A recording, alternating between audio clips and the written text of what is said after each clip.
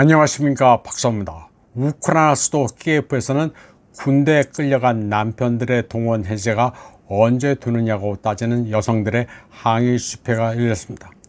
우크라이나 매체 스트라나.ua에 따르면 수십 명의 여성들이 키예프 흐레샤티크 중심가에 모여 포스터를 들고 시위를 벌였습니다. 이들은 젤렌스키 정권이 왜 3년 동안이나 자기 남편들을 귀가시키지 않느냐고 물었습니다. 우크라이나에서는 동원 강화법이 5월 18일부터 발효됐습니다. 이 문서는 군 복무 의무가 있는 모든 사람들에게 발효일로부터 60일 이내에 군 등록, 입대 사무소에서 자신의 데이터를 업데이트하도록 의무화하고 있습니다. 그런데 동원 강화법에는 언제 동원이 해제되는지는 명시되어 있지 않습니다. 또 오데사에서는 성난 시민들이 군용 차량을 불태우는 사건이 잇따르고 있습니다. 많이 늦기는 했지만 우크라이나에서는 이처럼 오랜 분쟁에 따른 민심 위반 현상이 나타나고 있습니다. 한편 지난 목요일에는 한 우크라이나 여성이 키예프 지방법원 앞에서 분신 자살을 했습니다. 남편의 징집 연기 허가가 거부된 데 따른 항의에 표시했습니다. 법원 경비원들이 뛰어나와 소화기를 뿌렸고 여성은 병원으로 옮겨졌지만 끝내 숨졌습니다.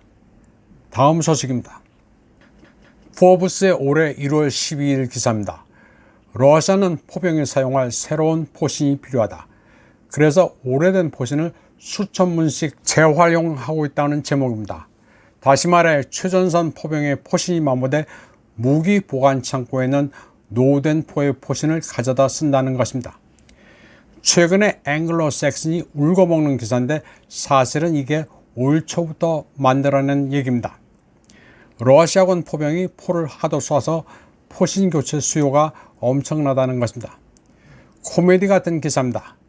저놈이 나를 하도 주먹으로 때려서 주먹의 피부가 벗겨졌을 거라는 식입니다.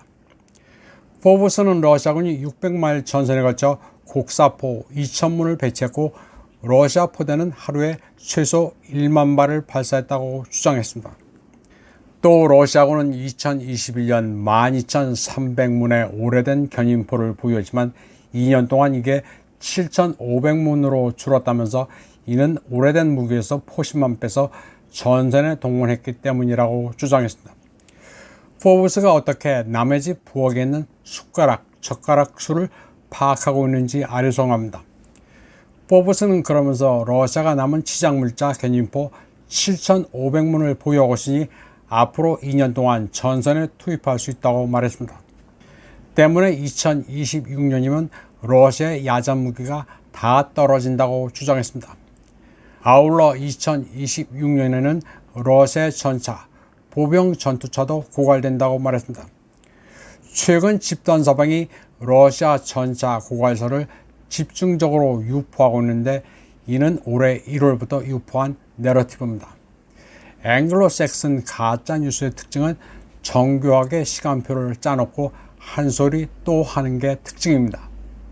그런데 집단 서방과 키예프는 이제 러시아군 포병이 어떻다, 전차, 장갑차가 어떻다 하는 소리를 할 때가 아닙니다.